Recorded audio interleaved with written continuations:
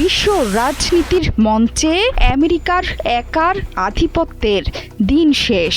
Iran যুদ্ধে হেরে নিজ দেশেই গুলির মুখে পড়ে টেবিলের নিচে পালিয়ে বাঁচতে চাইছেন মার্কিন প্রেসিডেন্ট। তাকে হত্যার উদ্দেশ্যে নৈশ ভোজে প্রবেশ করেছে বন্দুকধারী। হামলার পর ট্রাম্প অবশ্য গা বাঁচাতে বলেছেন এই হামলা তাকে ইরান যুদ্ধ থেকে সরাতে পারবে না। কিন্তু ট্রাম্প হয়তো নিজেই বুঝতে পারছেন না বহু আগে থেকেই ইরান যুদ্ধে পরাজিত মার্কিন প্রেসিডেন্ট। ট্রাম্পের যায় অবস্থার মধ্যেই প্রবল শক্তিতে মাথা তুলে দাঁড়ালো আমেরিকার ঘোরতর শত্রু চীন রাশিয়া। ইরান যুদ্ধে চীন রাশিয়ার সহযোগিতা আর নিজেদের বিপুল শক্তিতে দ্রুতই বিজয়ের হাসি হেসেছে শহীদ আয়াতুল্লাহ আলী খামেনির দেশ।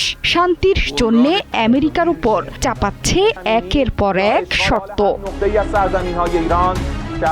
ট্রাম্পের উপর হামলা বিশ্ববাজারে তেলের উত্তাপের মধ্যে সামরিক শক্তি নিয়ে আবারও গোপন আলোচনা সেরেছে চীন এবং রাশিয়া। চীনের প্রতিরক্ষা মন্ত্রণালয় বলেছে সামরিক শক্তি নিয়ে মস্কোতে বৈঠক করেছেন রুশ প্রতিরক্ষা মন্ত্রী আন্দ্রেই বেলোইসভ এবং চীনা প্রতিরক্ষা মন্ত্রী দং জুন। এই বৈঠকের মাধ্যমে তারা সম্মত হয়েছেন যে দুই দেশের সশস্ত্র বাহিনীকে অবশ্যই রাষ্ট্রপ্রধানদের ঐকমত্য অনুসরণ করতে হবে। ক্রমাগত কৌশলগত যোগাযোগ, সব ক্ষেত্রে বাস্তবসম্মত সহযোগিতা আরও গভীর করতে হবে। শুধু তাই নয়, যৌথভাবে বৈশ্বিক ন্যায় বিচার এবং আন্তর্জাতিক শৃঙ্খলা সমুন্নত রাখতে হবে।